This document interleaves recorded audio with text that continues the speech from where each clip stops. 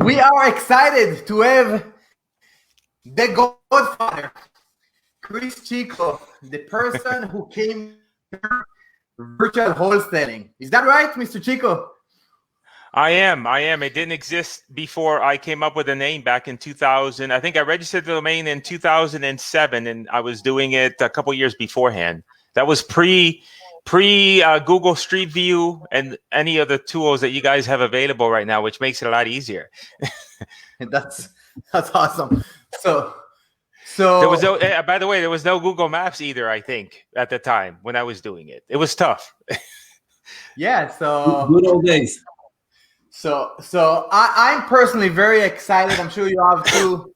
I came across Cris Chico Virtual Wholesaling Blueprint in 2010. I think maybe it was your first product, potentially. I don't know. It was like 100 and something pages with full of screenshots. Yes. And that was the first time I got exposed to the term virtual wholesaling. Sounds very sketchy in the beginning. It's almost too good to be true. But I got my wallet, got the $97 product, and my life changed since then. So first of all, thank you. Thanks for being here. We're excited to have you. Well, I appreciate it. I appreciate you letting me know that, because that's always very motivating to me.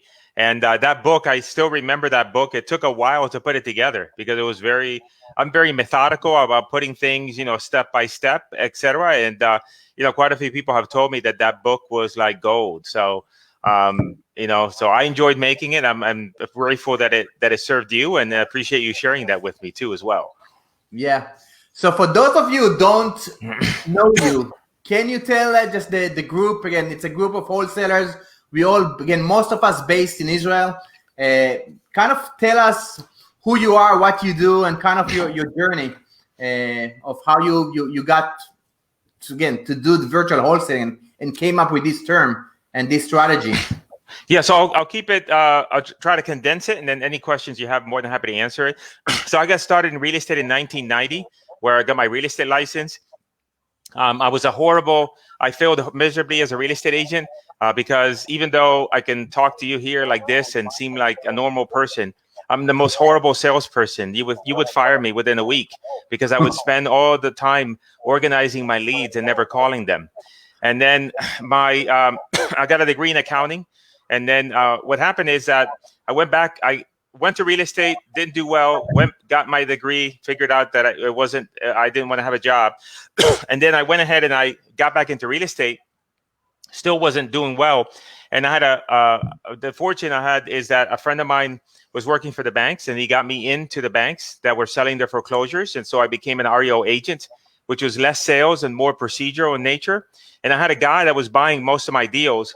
And I did that for a couple of years. And then eventually the guy said, hey, why don't you come work for me and I'll show you the business.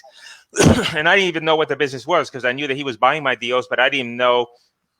I remember a couple of times showing up, and he said he closed on the deal, but there was somebody else showing up at the property. And I was like, hey, there's somebody else here at your property that you just bought. So I didn't know what was happening behind the scenes. And so I went to work for him for a year.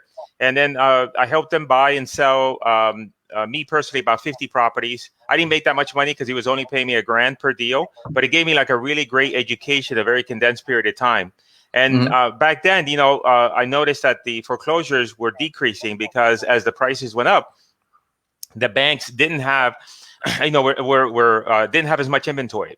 And so, I had the idea that, hey, mate, it would be great. And also, too, I didn't like dealing with the brokers because you always had to kiss their butts and be nice to them, even if you didn't like them, because you wanted their REO inventory. And sometimes you have to take a shitty deal just because if you don't take that deal, they're not going to give you the next one, right? So you kind of felt obligated.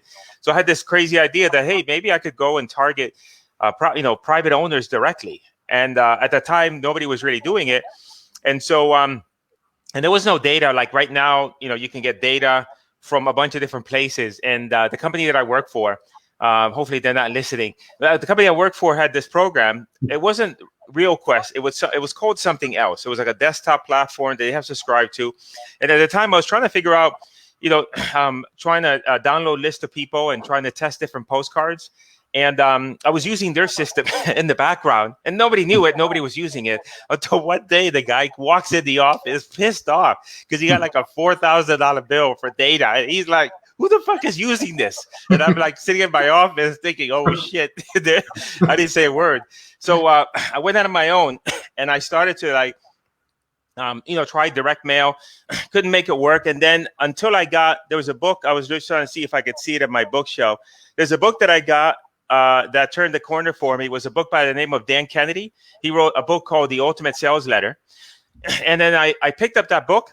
And in that book is where I really started to create my first set of postcards.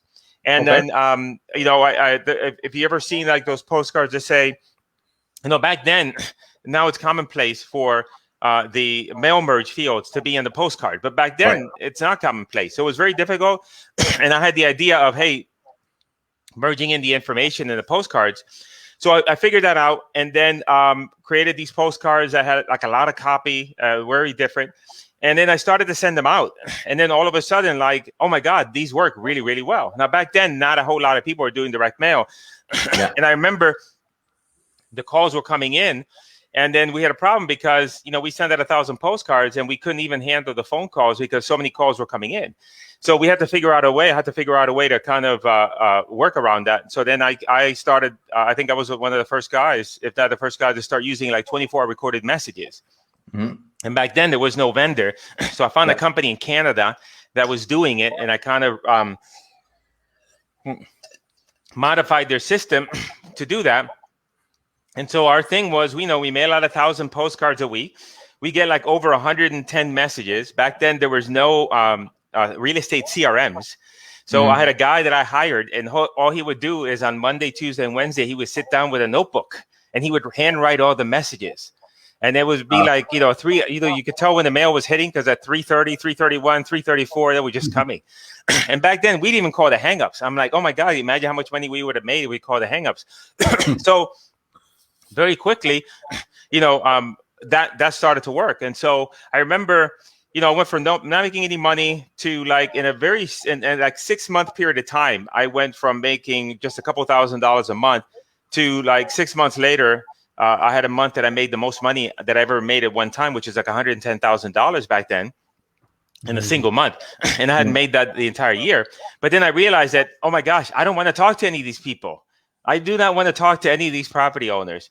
So I ended up, this is before there was acquisitions people. I ended up having like 3 friends of mine. I'm like, hey, do you want to learn this business? Great. I'm going to run the whole back end, all the direct mail, because nobody knew what that was. And you guys handle everything because I don't want to deal with these people. So that was like my, that's what, when I was doing a lot of deals with direct mail, that's how I was doing it. And then what happened is that I started to learn, this was around 2006-ish or so, I started to learn internet marketing. And I was just like curious, like, hey, I wonder if I could do deals in other parts of the country.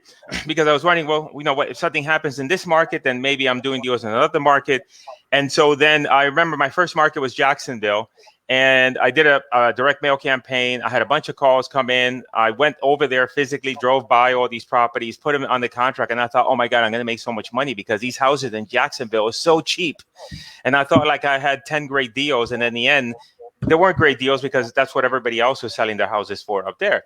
Mm-hmm. And then I remember that week that I eventually had to cancel all the contracts, and I had to cancel like 10 contracts in a week, which is always not a good thing. But hey, gets that out of your system really quickly. And then, but at the time there was no software, so I figured out, through process of thinking through it, I'm like, okay, if you target absentee owners, then who's maybe the buyer? And so I said, well, maybe the absentee owner who just bought. Mm-hmm. And nobody was doing that back then.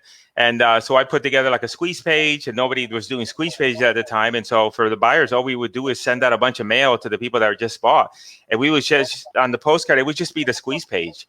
And we would just, that's the way we would build the buyers list. And it would just be easy, right? Now it's a little bit harder. And I remember then the next market was Texas. But I didn't know that Texas was a non-disclosure state. So, I have comps. I'm doing comps on RealQuest. And we start actually sending out mail, and I start looking at the comps. And we're doing deals. Like we start doing deals, but I'm like, man, these in RealQuest, they didn't have a way to query the data for what properties sold for. So they had this algorithm, but it was like putting the numbers for RealQuest. All the sales showed up like 47,235. And like I didn't think like, oh, maybe there's something going on in the background. I just thought, man, people in Texas sure buy houses at weird numbers. Like they buy them differently than the rest of the U.S. So figured out that, we need MLS access. So figured out how to get MLS access, and then we're doing deals. And then that's when, right around that time, I remember I had a guy that was, I had somebody who was working for me, and they were doing all my postcards and the mailings, and I had put videos together. And so I thought I had the idea, hey, I was into internet marketing at the time. Hey, maybe somebody would buy all this materials that I have. But, back then people were selling books and tapes. And I was like, man, I don't want to create any books and tapes, because how about if nobody buys this stuff and then I'm stuck with all these books and tapes? And I remember I went to this seminar. It was Richard Roop. And I asked him, I was like, hey, Richard, man, I want to create a course. This is kind of what I'm doing, but I don't want to create, I don't want to, I just want to upload it on the membership site and get people access. And nobody was doing that back then. And he's like, oh, man, that will never work. People want books and tapes. So I'm too cheap to do books and tapes. So I ended up creating a membership area called Absentee Owner Profits at the time. And then at the time, I started to incorporate doing deals virtually, and I was, trying to come up with a name. And literally, it's a true story. I mean, I went to bed and then I woke up at like 2:00 in the morning, and I was like, oh my gosh, it's virtual wholesaling. I just thought of it. And I remember, like, I got up, I went on my computer, I registered that domain along with all the rest of the domains, and that's how that name came up. And then we were doing seminars, and so we were doing a lot of direct mail, but direct mail kind of, started to lose. There were a lot more people doing direct mail. And so then, the next kind of genesis of that was, I was thinking, well, if everybody's getting all this direct mail, and if you can picture a seller on their kitchen table, looking at all these postcards, like how do you differentiate yourself? How do you get yourself to the top of the pile? I said, well, if I could only get that person with a postcard in their hand, and maybe if I could get them to call the number, maybe they could hear my voice, but at least now that's a step above. So that's when I created, and I kind of, through trial and error, created like the blind copy cards that wouldn't say anything. It just says third notice, property notification. And so that was kind of like skip tracing 1.0, because back then there was no skip tracing, but we wanted the phone numbers. So we used a postcard with the 800 number to bait them into calling the number. Yeah. And then we would just cold call everybody who called into the system. And then that's kind of... You didn't even mention that you want to buy the house? No, nothing at all. What was the message? The message was, let me show you. Hold on, because I have some in here. I'll put it up to the camera so you guys can see. But I still have a bunch of them here. I don't send as many. I said this. Let me see. Can you read that? Property notification. Amazing. Yeah. Yeah, it says, I urgently need to speak with you about your property at and its potential transfer of ownership. Now, mind you, we got a lot of hate calls with this.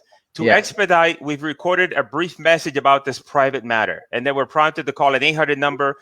Call this number to listen to a very important and urgent message. You can call 24 hours a day, 7 days a week to listen to your message. And then we had some other ones that were notification alert. We had a bunch of them. And so, but that generated a lot of calls. But the whole purpose was to get the phone number. But again, there was no skip tracing back then. So that was the only way we had to get our phone numbers. And then, when Brent Daniels came out and all those guys with skip tracing, I'm like, oh my God, that would have made things life a lot easier, right? Than the way we were doing it. And so then I was doing that for a bit. But again, the results started to then also decrease, right? Because a lot more people were mailing, et cetera. And so then that's when I started to think about, hey, where else can I go get leads? And so then, I tried cold calling, didn't want to do that. SEO was just, it's a slow process. And then PPC, I looked at it from, it's been around for a while, but nobody was advertising on Facebook. And so there was only one guy that was actually running ads for real estate investors on Facebook. So I said, well, if there's only one, there's always room for number two. And so then if there's, room, then that means number 2 can always take number 1. And so I just started to learn Facebook. And what ended up happening is, there's a concept that this guy, the guy who created Priceline, he calls idea sponging. Idea sponging is like if they told the story about how they created Priceline. And he was, the whole concept of Priceline came because he looked at bananas and the fact that bananas have an expiration date. And he thought, well, gee, the airplane seat has an expiration date as soon as you close the door, it's gone. And so, he has the idea of idea sponging, where you take things from different places and you put them together.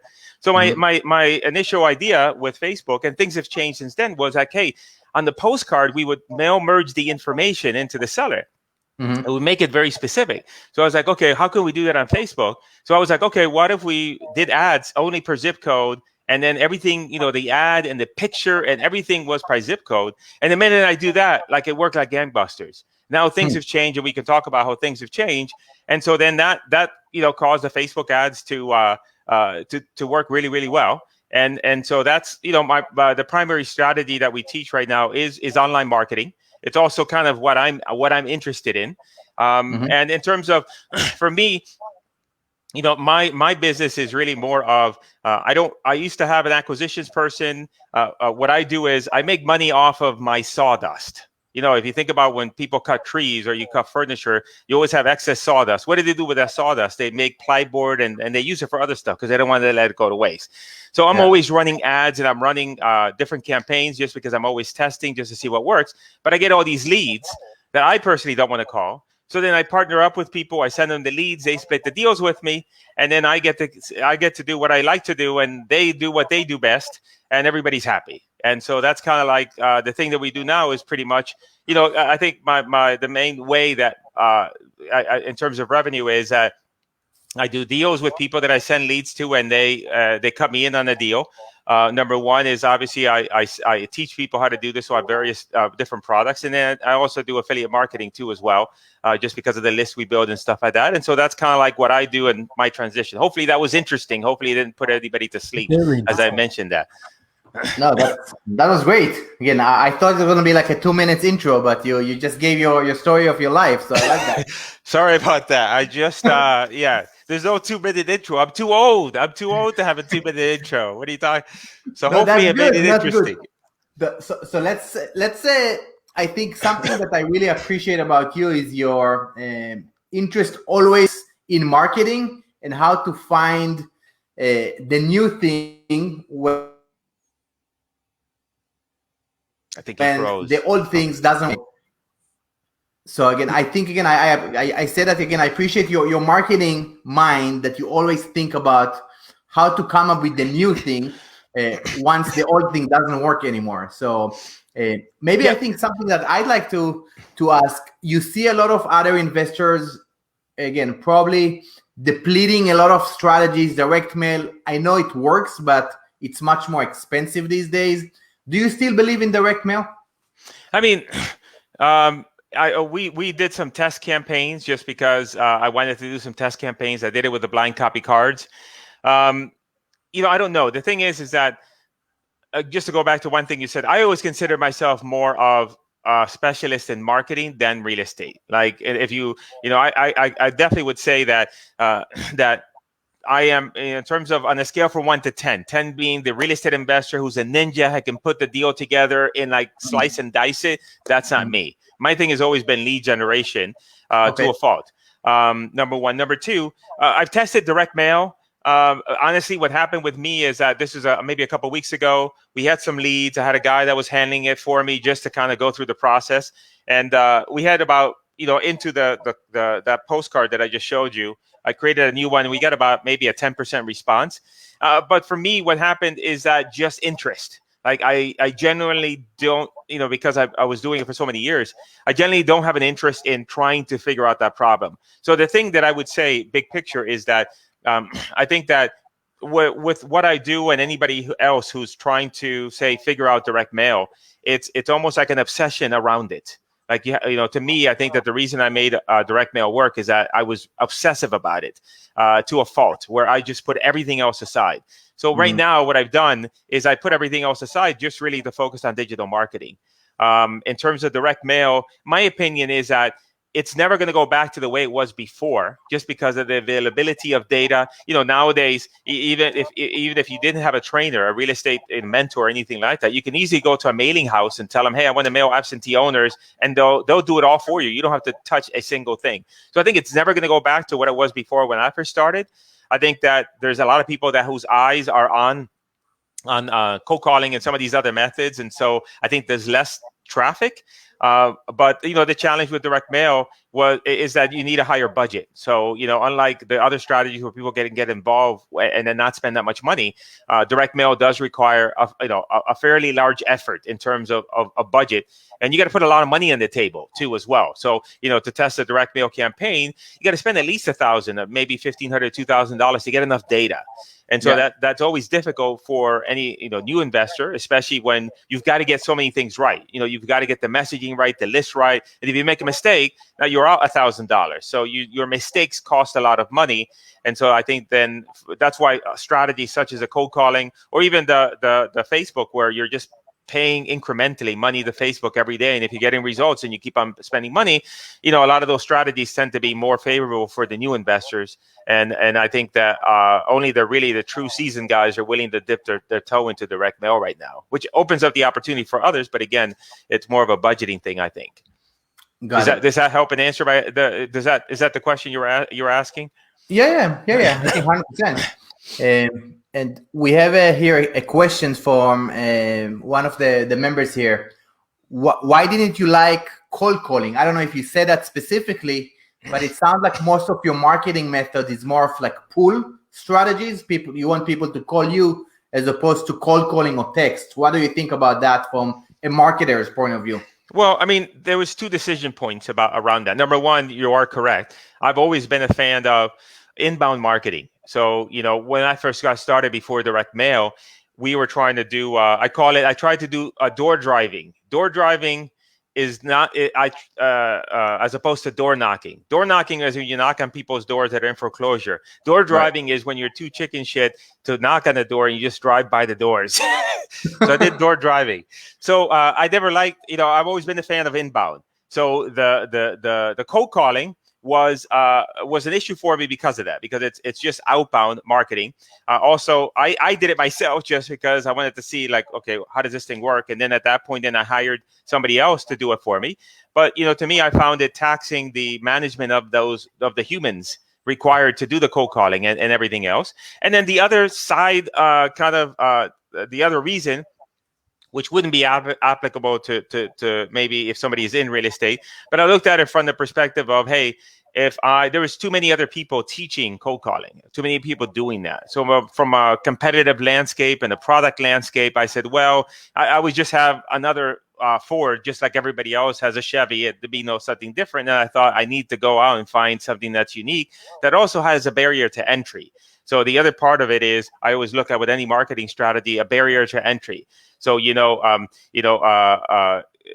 with Facebook, there's always barriers to entry, right? Because of all the nuances associated with Facebook, getting the campaigns right. With cold calling, there's not that many barriers to entry. So those are the decision points that I looked at. So like I said, one decision point was really related to information marketing and products, but the other one was just the fact that, as you mentioned, I prefer inbound leads as opposed to outbound outreach. Got it. Now let's move to Facebook, because Facebook, I think that's what you've been doing for the last few years. Yes. What for those of us, again, in our community, I think, again, very few people doing Facebook ads. Again, it's one of those strategies that a lot of people had a hard time to figure out. So for an entry level person, what would you recommend as the best marketing strategy to get into the wholesaling world, especially that they're being overseas? They can't drive for dollars. Virtually. Virtually. Do it virtually. So my thing is, I'll type that question a couple different ways. First of all, big picture, as a real estate investor, right? We always want to try to acquire skills that are going to help us continue to evolve and maximize our business. So for an example would be is the better you are at sales, then that's an amplifier, because the better you are at sales, the better you are at coaching people that you have on your team. Those are amplifiers to your business. And I'm a firm believer is that anybody right now who's an entrepreneur, and we as real estate investors are entrepreneurs, everybody should learn online marketing, because it's not going to go away. And regardless if Facebook is here today and it's gone tomorrow, there's going to be another platform to learn it. So similar to when you learn a real estate contract, a wholesaling contract, and then later on you want to buy an apartment building. Yes, it is a different contract, but now you're taking the foundational principles that you learned with the single family and applying it there. So it makes going there a lot easier. So from a fundamentals perspective, I'm a big fan of that. Everybody should learn how to run paid traffic. It's not going to go away. It's only going to be even a higher part, a bigger part. Secondarily, then, if you're going to learn paid traffic, you want to learn it in the most forgiving platform, and the platform that would be the easiest for you to learn, that you can minimize your mistakes. And I think that Facebook is that platform. Google pay-per-click is difficult. I always make mistake with, last week, I made a mistake in one of my campaigns. I forgot that it was on, and they took like $1,500 from me. Google always takes my money, and I know what I'm doing. Facebook too, but at least Facebook little by little. So now the difference in Facebook, when I first started, you could target by zip code, and you could target very granularly. However, that changed because of housing regulations. You could easily use that to discriminate people. Against people. So now the minimum radius is 15 miles, and then you can't target by age. There's a lot of restrictions. So now what we have evolved to, and what most of our members coming in right now are doing, is that they're using Facebook to target in a wider area. So if you're going to target in Facebook right now, and you said, hey, I want deals in my local county, you're going to pay the most amount of money per lead, and you're going to have, the results are going to be very inconsistent. When you start to expand your service area, then the leads start coming in, and then they become cheaper and cheaper. And I could show you guys, I don't know if you want me to show you the screen, I can share with you like some sample leads that I'm running campaigns right now, and they came in today. So let's say I'm in Florida. So I live in Broward County. So if I advertise just in Broward County, I may get leads for $50 to $60 per lead, right? If I expand and say encompass 3 counties, then maybe I might get leads for $35 or $40. If I target the whole state, now I'm getting leads for $15 to $20 a lead. If I target a grouping of states, then all of a sudden my lead cost goes down to $10 per lead or less. And so then the wider the net is, the wider the net, yeah. So it's really more of, if you're going into Facebook, then you're going in with the model of more of a nationwide, broader model, which works better for wholesaling. It doesn't work that great if you're doing rehabs and you want to do deals in a particular area. And so now, as you go wider, you're also going to have, like, say, if I'm advertising in the state of Florida, for example, I'm going to get scratch leads. I'm going to get leads in a little tiny trailer park in the middle of nowhere. There's nothing going on, but you're going to get leads in the large metro areas too as well. And so then, even though like the leads may come at $10 a lead, by the time you get rid of the bad ones, you might be at 15. But relatively speaking, it's a very low cost per lead compared to, say, PPC, or even by the way, the same strategy here that I'm sharing with you guys also works in principle with PPC. Because with PPC, if you expand your service area, then the cost per lead start to decrease. The difference with PPC and Facebook is that intent, right? So someone from PPC is going on and searching for the solution to their problem, and so they're going to be a more qualified prospect. However, you're going to have more competition because they're going through every ad and clicking on and submitting the forms. Facebook is a little bit in the middle between cold call and PPC, because they're not searching. So you're getting them right before they go into that search mode. So you're kind of dealing with them in a little bit more of a vacuum than you would with PPC, because again, you're in direct competition. Again, the cost per lead is lower on Facebook, but you do need more leads from Facebook in order to do a deal, versus PPC requires less lead, but you are paying more per lead. So, it's a balancing act between the two. But big picture is that with Facebook, the clients that we have that are having the most success are where they're going in. And even right now, when clients come in, we tell them, look, you got to consider going wide, because if you don't go wide, you're going to give Facebook a lot of money. And there's one consistent thing with Facebook. If you give Facebook money today, they will spend it all and give you nothing in return. So, that's really where it comes down to with Facebook now. You got to really approach a much wider market. Got it. What is currently the in Facebook or online marketing, what is the biggest challenge you're experiencing today, with all the changes in Facebook and, that happen? Well, with Facebook, you have a variety of different problems. First of all, you have a problem of compliance and account issues. And those because, Facebook's whole system is based on automated triggers. And so, you have to be able to go in their ecosystem and be able to do things correctly. And even the small things. So say, for example, that you have a Facebook account, you never use it. Legitimately, you're going in there to search for groups, but you don't have a picture of yourself. You don't make any posts. It looks like there's nothing there. If you go in right now and you try to open up a business manager and start to advertise on, they'll disable the account right away because they want to know, like, okay, well, it looks like a scam account. So even just something simple as, hey, you got to have an account with your picture. You got to go on groups and post a little. Got to make it seem like you're somebody that is active on Facebook. Then at that point, then you're going to open up a business, a business manager account, and you need to open up with a corporation because then you're going to go through a verification process with them and show them your corporate papers. They're going to need a statement showing your address. You're going to verify. So you have to put yourself in a position where Facebook has so many people going on their platform for just all kinds of crazy stuff that they're trying to do. So they're there to protect the platform.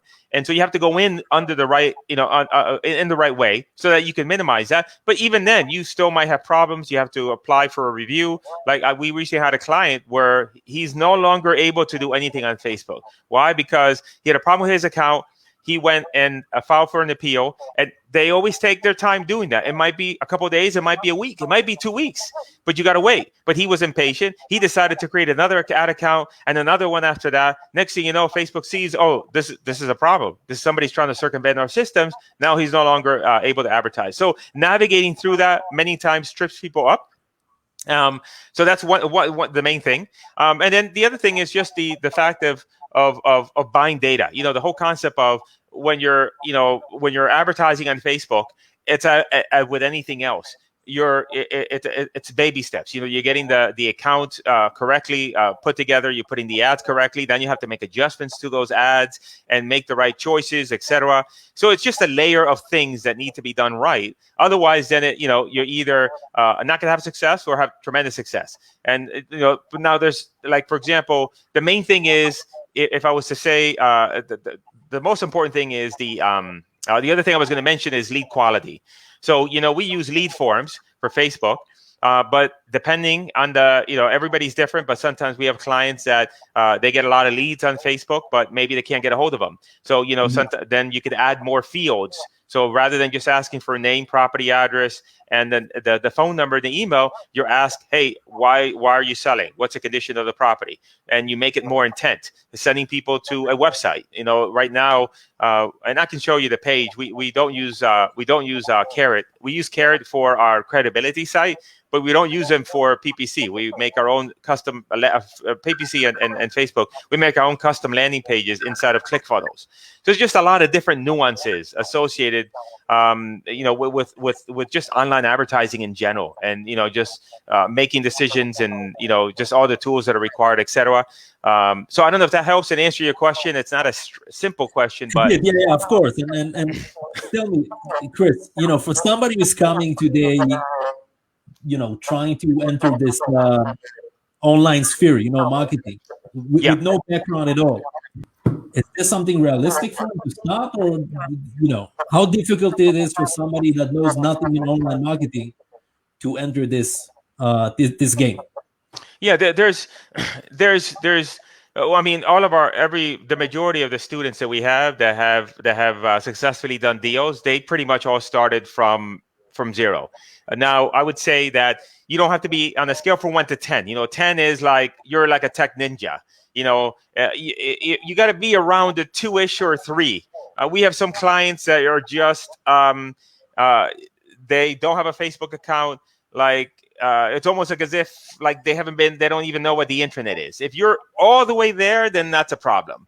But you know, at the end of the day, here's my thought: is that because there's two ways you can do what you can do with this. You can either learn it yourself or you can outsource it. I think that there is some benefit to you at least running some ads and understanding the platform and everything else, because now you're able to better then hire somebody to manage it for you. You can tell if they're giving you a bunch of BS or if whether or not they really know what they're doing. You know, if you're just completely clueless and you give it to somebody else, now that's what happens when you go from one agency to another and you don't get any results, but you don't know how to troubleshoot that. And so to me, I think that you know, there's a certain benefit. Like, you know, I know how to run YouTube. I know how to run PPC. I know how to run Facebook, and I run ads for the real estate. I have an agency that helps me with my info side, but I know exactly, like, I'm telling them, like, hey, what's going on here? But, you know, I can better manage them because I know, you know, and also too, at the same time, you know, I think here's my opinion. I think everybody should learn it to at least a certain capability. The next best thing is for you to have, if you're not going to go the agency, I think that the best thing, actually better than the agency, would be if you had somebody internally that you got that were yours, that were dedicated to your account, and then that their job was just in maximizing the efforts of that account. But eventually that there would be an in-house person, because the agency thing is always just difficult. You know, it's a hit and miss type of deal. And the agency has a variety of different clients. You're only going to spend a certain amount of time on your campaign. If you had somebody that was working for you and you knew that, hey, if I could at least get a deal a month from this thing, it'll more than pay for itself, then, you know, you want somebody on that as much as you can, working that system, and then you can get them on PPC, and now you have one media buyer that is just for you, and now they're going to own it, and, you know, it's going to be a better situation for you long term. Gotcha. Chris, another question. Sorry. Yeah, no, it's good. To start, for somebody to start, you know, and again, we do other types of marketings, and we know at the end of the day, to try and expect a certain result, they usually a bare minimum, right, that somebody should start with, and not just, you know, throwing $50 or $100 and expect any type of results. In your eyes, and again, maybe it's a very big question, but for somebody to give it a real shot and to test the waters, in a sense, what's the minimum you feel somebody can, you know, start a marketing campaign? You know, is there a ballpark figure? Yeah, or? I mean, my rule of thumb is that you got to go in with the intention of generating, you know, 50 to 75 leads. So now what it's going to cost you for that depends on your marketing and how you expand. If you said, I want leads in my geographic region, and you're going to pay $50 a lead, then 50 leads, it's going to cost you $2,500.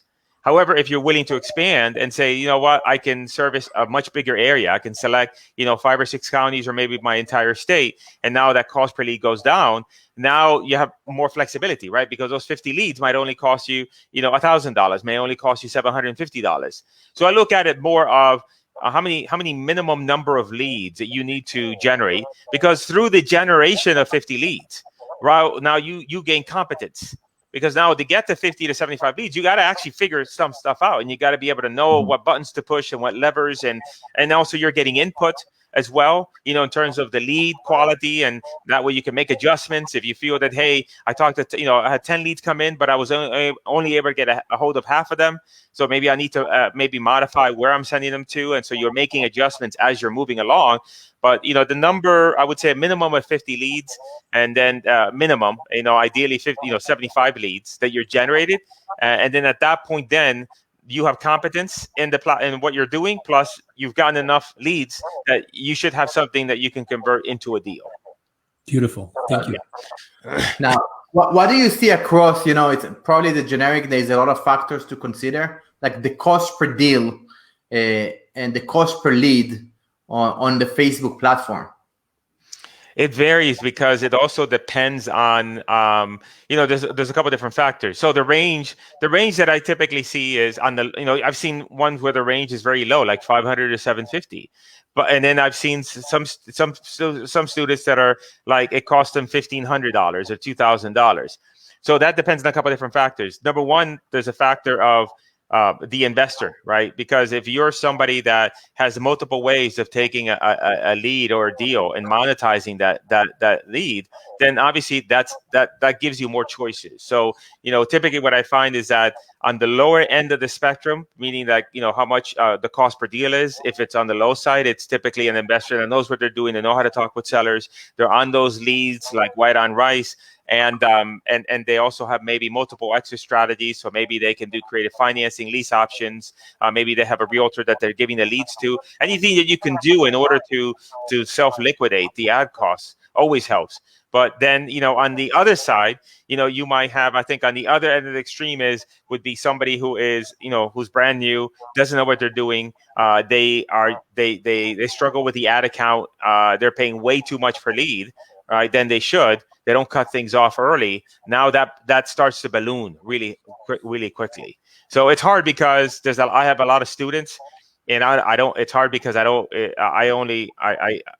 seeing what they're doing, and if a student says I did a deal, I always ask how much did you spend, how long did it take you to get it, etc. But a lot of it also depends on the student and the individual themselves. I think you go in there. My rule of thumb is you got to go in there to me, I think a $1,500 number is a reasonable number. It's a reasonable number for you to go in and say, I'm going to generate 50 to 75 leads. Even if I mess up things in the beginning, maybe I overpay for leads, I'll spend about $1,500. By the time I'm done, I'll at least get a deal from that, and I'll at least be in a position where now I feel like, hey, I know what I'm doing in the platform, and now things will just continually get better as you improve and as you tweak and as your competency gets better. Got it. Yeah. Great answer. We have a technical question here about the Facebook forms, because somebody mentioned here, I think it's Roy, that now with the Facebook restrictions, you are not allowed to collect the street address. So how do you actually collect the lead? Well, we do. The thing is that, okay, so the problem is there's a way to collect the address, and I'll tell you what that is. The problem is that Facebook has, let's say, for example, they have fields already in their system, like they have an address field. So if you say to a client, hey, what is the address of the property you're looking to sell? Facebook looks at that and says, that's the same as we're already asking in our regular fields. You can't do that. You can't create a custom field to ask a question, a field that we already have in our system. So that's the big picture issue. However, it depends on the phrasing. So the phrasing that we use is, let me see if I can pull one up here. So instead of using the word address, I don't know if I'll put it in the chat box here. Let's see if it shows up on the chat here. This is what ours, the way that we ask it. What is the property that you like to receive an offer on? So you notice we just don't say the word address. Yeah, we don't see it. Do you see it, Chaim? It's on the private. Go to the private section. Oh, you know what? Yeah. Understood. So I'll copy and paste it. Yes. Okay. Okay. So if you ask it in that way, now the email and the full name and the phone number, those are still the standard fields, but for the property, that's how we word it, and we're able to not have any issues with them. Got it. That's great. And now, do you keep them in the platform, or do you take them to an outside link? Well, after they submit their form, so if you're using lead forms, they don't technically go off platform. Once they submit the form, there's a button that says, hey, visit my website. Some will. If you, what I recommend is, if you're using Carrot, include your step 2 page as that. And then you're going to have, out of 10 leads, you might have 3 or 4 that will go on your website and then fill out the other information. However, though, we do run ads that go directly to a landing page. And so those ads go to just a landing page. Now those go off Facebook. So when we're using lead forms, we're using what's called a lead generation campaign. When we're sending them to the website, now we have to switch to what's called a conversion campaign. So typically, let's say that you have your website is let's say sellyourfloorofthehouse.com, and you have that site with Carrot. So that's your main site. So what you could do, this is what we do, we create a subdomain on that site, and it might be offer.sellyourfloorofthehouse.com, and on that subdomain, we'll use a ClickFunnels page that will then drive traffic to, because we have found there's issues with the standard pages for us. We can't get them to convert for Carrot when it comes to that traffic, and then if you want to make modifications to the Carrot site, it's just the user interface is just horrible. I mean, it's just very difficult. So I literally just recorded a module to help students get up and running with a ClickFunnels account, take our landing page, build it, and the whole thing. So it's like a whole another thing on that. I also think, I think about learning new skills. I don't think it's a bad idea for real estate investors to learn how to use ClickFunnels. I mean, it's the most common software available. You could use it for your real estate business. If you wanted to create a course, you wanted to give something away to build an email list, it would benefit you to learn that platform anyway. So that's how I think of it. I think of it as, okay, well, what can we do as real estate investors, but maybe these things that you're also learning can help you in other ways. But we use for sending people off, we use ClickFunnels. Got it. Cris, are you active on any other online platforms besides Facebook? I mean, there's any potential in any new platform? You mean for to generate leads or for generate leads? Yeah, to generate leads, we do most of the stuff is on Facebook. We do some stuff on PPC.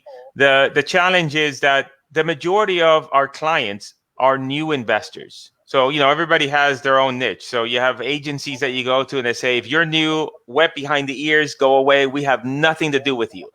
So I specialize in people that are brand new. And Facebook is the most forgiving platform for brand new people. And so we start them off on Facebook, get them generating leads. The objective would be to get you producing leads and making money. That then now you can then say, okay, let me try my hand at Google, right? Because that's a less forgiving platform. The cost per lead is going to be higher, and everything just gets more complicated. So it's kind of like baby steps. Well, but really, it's Facebook and Google, and then we are testing, but it's very preliminary, doing some stuff on YouTube. So testing some YouTube ads, etc. Instagram has any potential? I mean, I know I've seen also other platforms like TikTok. I don't know. I'm asking because I'm no. I mean, when we advertise on Facebook, we use auto placements, which means that the ad gets put out everywhere. The majority of the time, the leads come from either the Facebook news feed or the Facebook marketplace. Those are where the majority of the leads come from. We get a few leads here or there, but automatically, once you're running ads, if you just type in auto placements and allow Facebook to just go, then you'll get some traffic on Instagram, but not that great. We use more on Instagram. We use more Instagram for the info business than the real estate business. It's the opposite. TikTok, it's on my deck. I do want to test TikTok. The only issue is with TikTok is it's just a much younger audience. Yeah. And so, the majority of our clients tend to be obviously on the older side. Right. And so I have it on deck to test TikTok and also Snapchat, but it's just that the audience there is so, and we have our hands full right now with Facebook, and, Facebook is always changing things and making modifications. So we always have to I just redid parts of the course the last couple of days. So they keep us busy. And then, those are pretty much the only platforms. I think that the only other one that I was looking at was there's an app called Neighbors. I think a neighborhood or something like that, where people, if you belong to a neighborhood, then I was looking at them the other day. But we fall into the real estate category, and I think that the way they work is that they give agent, like you have to pick a region if you fall into real estate. But I'm always looking for different platforms. But right now, really, the meat is on Facebook and Google. But for anybody here, I would just start with Facebook, because that's the biggest footprint. You learn that, you can always tack on the other ones, because now you're, like for example, the interface inside of Snapchat is very similar to Facebook, because nobody wants to reinvent the wheel. So they're like, okay, well, let's just copy what Facebook does, put a couple of tweaks, and that's it. Off to the races you go. So once you learn one, you learn the other. So, but my recommendation is really for Facebook to start with. Gotcha. Yeah. I think one of the things that, again, before we let you go, I think I saw one of your videos recently that some people may be good at just the lead generation phase, or maybe even managing ads and not actually doing the full real estate deal from start to finish. What do you think about that? Because it's related to the skills, the high income skills that not necessarily will be how to close a real estate deal, because there's a lot of parts that people can be of a support to a real estate investor. What do you think about that? It's funny because let me tell you, I did that video. I think there was a video on YouTube, right? Right. And it's funny because you do things sometimes just, you just throw something out there because for information, we've done that. We have some students that do that. And so you're not the first person. We get people emailing us now asking like, hey, this is what we want to do. So exactly what you described is very appealing because, and I can relate to it because I did the same thing with direct mail and I'm doing the same thing now myself. So it's kind of like part of business is understanding who you are and how you work. A great test that I've taken and I recommend is called the Kolbe Index. I don't know if you've ever taken a Kolbe. Have you guys taken a Kolbe? Yeah. Do you know what's your Kolbe, if you don't mind me asking? I'm like collecting information and starting things fast. Okay, so right, so in Kolbe you have 4 modes. You have fact finder, you have follow through, you have quick start, and you have implementor. So fact finder, and the way that Kolbe works is that you always have 2 high scores. So those are your initiation scores. So you are a high fact finder and high quick start, meaning that you're going to vet an idea because you don't want to just do something willy-nilly, but you don't need a lot of structure to go ahead and get that started. You're more like, hey, let's go and figure it out. Like I'm the opposite. I am a high fact finder, high follow through. I'm a 1 in quick start. I'm like a battle tank. So for me, and high follow through, it doesn't mean following up with people. It means how you organize information. So that's why, like when I create courses and that book that you mentioned, to me, I love that kind of stuff. I love putting that together. And to me, it's like I could spend all day doing that. I mention all that because part of the equation is understanding of this whole thing in business, understanding how you work and to not go against the grain. And so for me, when I was doing direct mail, trying to follow up with property owners and having, these conversations with them and everything else was painful. And so, I did what a lot of people are wanting here, and which is viable, which is the hybrid model. So it's not like an agency. So as an agency, this is the way that I would do it for anybody that's looking to do this. As an agency, you don't really want to build an agency. What you want to do is you want to be able to learn how to do this, and it's easy to go out because there's so many different investors out there. It's easy to go out and get at least a couple clients, real estate investors that are willing to pay you $1,000 a month to run their ads. Obviously, you would do some training in order for you to know what you're doing. But now at that point, now you're doing ads for them. They're getting results. You're also learning more of the platform, and they're paying you. So now you have $2,000. Now what you can take with that $2,000 is you can say, well, then I'm going to run my own ads. But now I'm going to find somebody that is good on the phone, that loves talking with sellers, that it's in their blood, that they just wake up every morning thinking about that deal that they're going to do. And now instead, I'm going to send the leads over to them, and then you work out a deal with them. I was doing that with Alex Pardo before he retired from real estate. And then we were doing it. I was getting 35% of the deal. I have a couple guys. It depends on how you want to do it. So if you one way to do it is there's the first way and the second way. The first way would be more hands off, where you would generate the lead and you just send it off, and then you're just waiting to hear what happens. It's more hands off. The challenge with that is that then, if you're the guy running ads, you need input. You need to know, are these leads good? Are they? You're able to get a hold of these people, etc. So what happens is that then, if you do that, by the time you hear back from them, now you're like, oh my! If they tell you, these leads were not that great, or I wasn't able to get a hold of anybody, now you're like, I wish I would have known that like 2 weeks ago, because then I would have made changes on my end. Yeah. The ideal method would be that when the calls come in, you do the ads, but you or VA would initially speak with them. Now the benefit is that if you know that you're not going to be the one that's doing the deals, it takes the pressure off, because now it's just a customer service kind of conversation. Hey, my name is Chris from nationwidepropertybuyer.com. Saw that you filled out the form. I'd love to get more information about the property and see if, in fact, we might be able to make an offer. You and I have a conversation. It sounds like, I think there might be something there. I can say, hey, let me go ahead. I'm gonna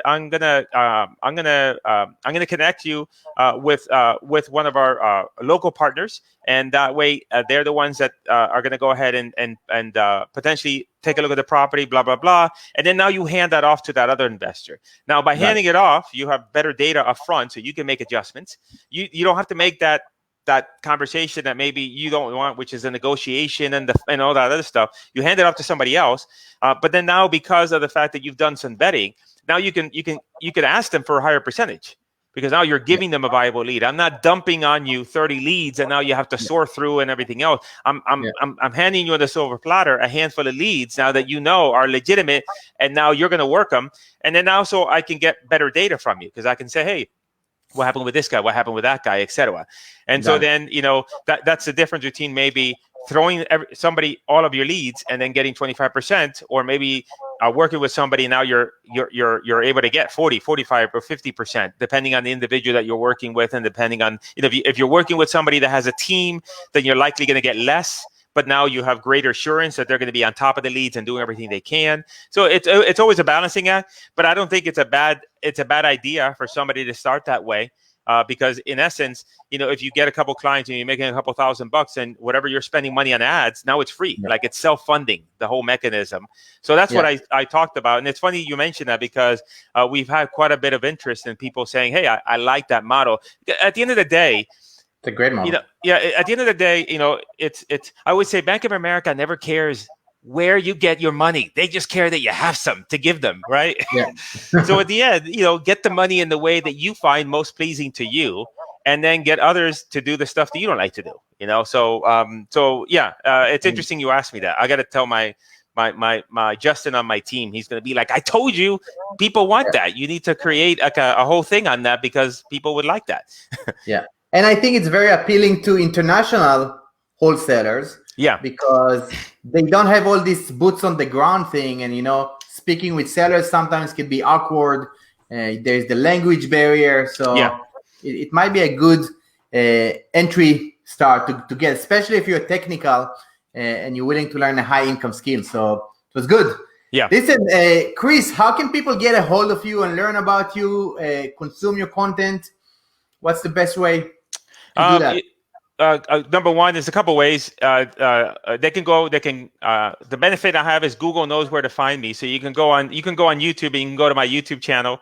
I have a lot of videos there on the subject and a variety of different things. And then also they can go to on my YouTube channel. There's a bunch of links there that if you wanted to get more additional information, you can also reach out to us. And then you can also go to flipanywhere.com.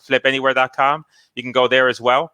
The YouTube channel, I definitely have a lot of videos on the topic, and about Facebook and a variety of different stuff, and anything I could do to help, definitely. And if somebody wants to reach out, the best email would be support@CrisChico.com. Support@CrisChico. Cris Chico, it's CrisChico. My first name doesn't have an H, but if you so do that if you have a question or anything else that I can do to help you guys. Awesome. Do we have any announcement before we let Mr. Chico go? Next week we're going to do a Q&A in the group, so that's going to be awesome. We look forward to seeing you guys. And Chris. Chris, thank you very much for being a guest again. I appreciate our friendship, and thank you for taking the time to share your knowledge and experience with our group. Truly appreciate it. I appreciate it. Thank you for having me on. I have to say that the guy behind you, Yov, he looks like Trump. Is that Trump? Yeah, it is. Yeah, it is. Yeah.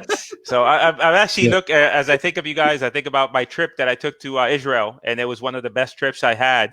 We were in Italy, and then we jumped over to Israel, and then we went to Jerusalem. I don't know if I told you that or not, but we went to Jerusalem, and I really enjoyed myself there, and the food was amazing, and I love to go back there soon. We're waiting for you. That's going to be awesome. That's going to be awesome. And actually, again, I met today Or Kirschenbaum, and he told me that he had you for for dinner. So yes, that was says hi. That was so nice, and I think it was his brother. No, not somebody else. I think his brother. Maybe no. Somebody else was there. Probably, yeah. I think he and his brother are partners. So yeah. So it was nice. It was nice to go over there, and we met. And then the next day, we happened to just go to this very popular falafel place, and then we saw him there too as well. So it was cool. I really enjoyed it. So hopefully, if we'll go back soon, and then maybe we can have a meetup there. That would be pretty cool. That will be anytime amazing. you're in the neighborhood, come and say hi. We would love to have you. Okay, perfect. I appreciate you guys having me on. Really, it's a pleasure. And again, anything I could do to help and serve you guys, let me know. More than happy to. Great. Thank you very much. Yes. All right. Take care. Bye. Bye-bye.